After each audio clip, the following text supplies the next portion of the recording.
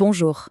Aujourd'hui, on se penche sur un outil financier vraiment essentiel pour toute entreprise qui travaille à l'international, les avances en devises. Alors, au programme, d'abord, on va définir ce qu'est une avance en devise. Ensuite, on verra comment ça marche concrètement pour les exportateurs, puis pour les importateurs. On fera un petit tour des avantages et des inconvénients, et on terminera avec les points clés à retenir. Première partie, donc, la définition d'une avance en devises. C'est quoi exactement une AED, comme on l'appelle souvent?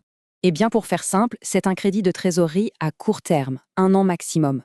Mais sa vraie particularité, ce qui fait tout son intérêt, c'est qu'il n'est pas en euros.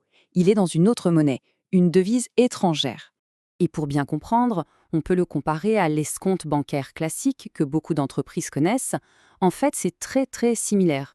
Dans les deux cas, on cède une créance à sa banque. La grosse différence, et elle est cruciale, c'est que pour une AED, la créance est en devise étrangère. Voyons maintenant le cas pratique numéro 1, l'AED pour les entreprises qui exportent. Alors là, pour un exportateur, l'avantage est limpide. Fini d'attendre le paiement du client étranger, qui peut prendre des semaines, parfois des mois. Avec une AED, la trésorerie rentre immédiatement. Et comment ça se passe concrètement? C'est un processus assez simple en 4 temps.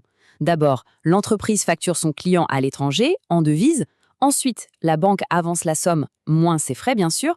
Troisième étape, l'entreprise convertit cet argent en euros. Et enfin, quand le client paie, l'entreprise rembourse simplement la banque. Allez, pour que ce soit bien concret, prenons un exemple chiffré. Imaginons une vente à l'export, une grosse facture de 10 millions de dollars américains. Avec une AED, qu'est-ce qui se passe? Eh bien, la banque avance quasi immédiatement ce montant. Elle va déduire les intérêts et les frais et verser, disons, 9 882 500 dollars. Cette somme en dollars, l'exportateur la convertit tout de suite en euros. Et voilà, il se retrouve avec près de 8,5 millions d'euros sur son compte. Aujourd'hui, pas dans 3 mois. Ce qui nous amène au double avantage, qui est vraiment le cœur du sujet pour l'exportateur. D'un côté, le produit de la vente en euros est sécurisé. Le taux de change est fixé, donc plus de mauvaises surprises. De l'autre, c'est une injection de cash immédiate qui finance le cycle d'exploitation. C'est vraiment un coup double. Ok, on a vu le côté export. Maintenant, retournons la pièce et regardons ce que ça donne pour les importateurs. Pour une entreprise qui importe, l'AED va lui permettre de payer ses fournisseurs étrangers cash. Et ça, c'est super important. Le tout sans puiser dans sa propre trésorerie en euros. Alors, pourquoi c'est intéressant? Déjà, payer comptant, c'est un super levier de négociation avec les fournisseurs. On peut obtenir de meilleurs prix. Ensuite, il arrive que le taux d'intérêt dans la devise soit plus bas qu'en euros.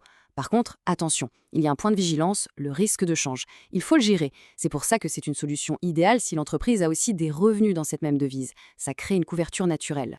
Le cas d'école vraiment typique, c'est l'entreprise qui importe des matières premières, par exemple en dollars, pour les transformer et ensuite vendre ses produits finis en dollars aussi. Là, le cercle est vertueux, le risque de change est quasi inexistant. Bien, maintenant qu'on a vu les deux facettes, export et import, pesons un peu le pour et le contre de manière générale. Alors, du côté des avantages, c'est un produit simple, sans instruments dérivés complexes. Et comme on l'a dit, il combine financement et couverture de change. C'est aussi un bon atout dans la négociation commerciale. Maintenant, les inconvénients. Il faut bien sûr avoir une ligne de crédit autorisée par sa banque. Cette ligne est souvent révocable, c'est-à-dire que la banque peut la stopper avec un préavis assez court. Et puis, il faut regarder les marges bancaires qui peuvent être un peu plus élevées. Enfin, ça demande d'avoir un compte dans la devise en question. On arrive à la fin. Allez, on récapitule les points essentiels à garder en tête. Donc, si on devait résumer, l'avance en devise, c'est un crédit à court terme en monnaie étrangère. C'est super utile que l'on soit importateur ou exportateur. Son grand atout, c'est de faire d'une pierre deux coups, financer la trésorerie et gérer le risque de change. C'est un outil simple, oui, mais il n'est pas automatique, il faut l'accord de sa banque. Donc, comme toujours, il faut bien évaluer les coûts et les bénéfices pour sa propre situation. Ce qui laisse une dernière question en suspens, ou une question à se poser au sein de son entreprise. Est-ce que cet outil est la bonne carte à jouer pour optimiser son financement à l'international?